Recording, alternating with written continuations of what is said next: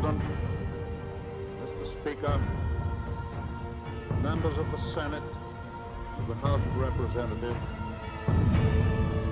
yesterday, December 7th, 1941, a date which will live in infamy, the United States of America was suddenly and deliberately attacked by naval and air forces of the Empire of Japan.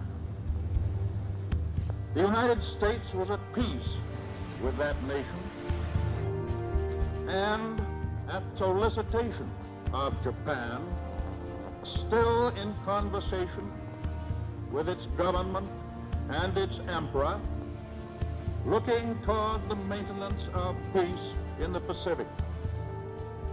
Indeed, 1 hour after Japanese air squadrons had commenced bombing in the American island of Oahu, the Japanese ambassador to the United States and his colleagues delivered to our Secretary of State a formal reply to a recent American message. While this reply stated that it seemed useless to continue the existing diplomatic negotiations, it contained no threat or hint of war or of armed attack.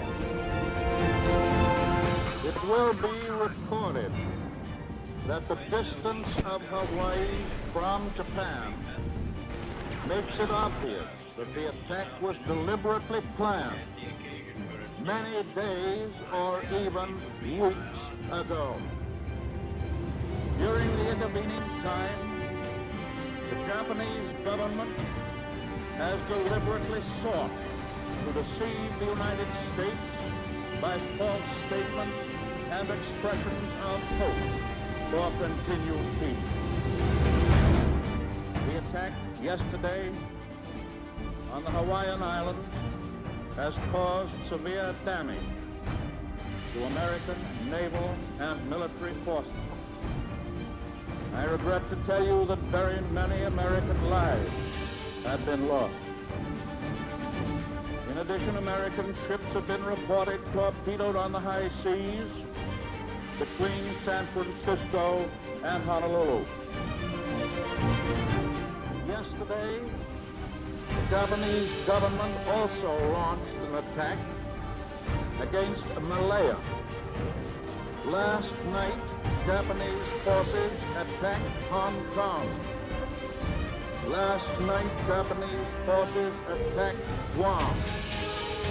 Last night, Japanese forces attacked the Philippine Islands.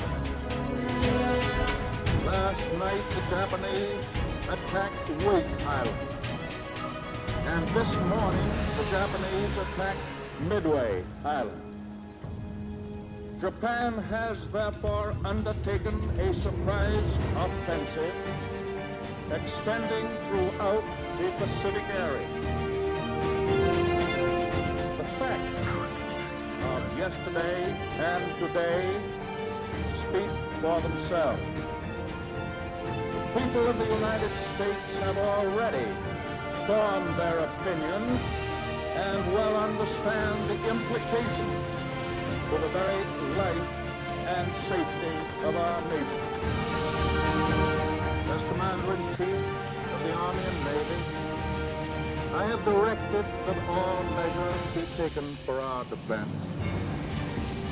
But always will our whole nation remember the character of the onslaught, no matter how long it may take us to overcome this premeditated invasion. The American people in their righteous might will win through to absolute victory.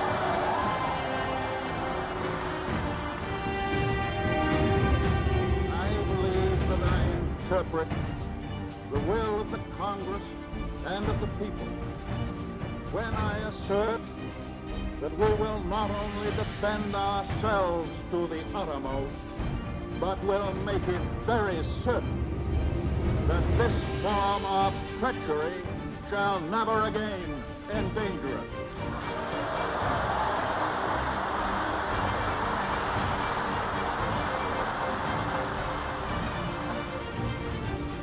Hostilities exist.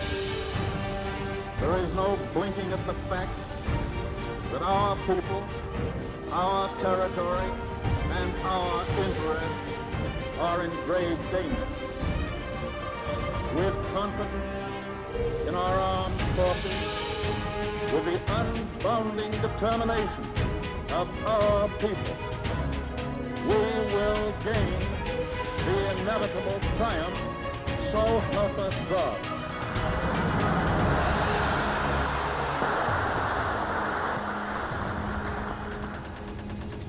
I ask Congress declare that since the unprovoked and dastardly attack by Japan on Sunday, December 7, 1941, a state of war has existed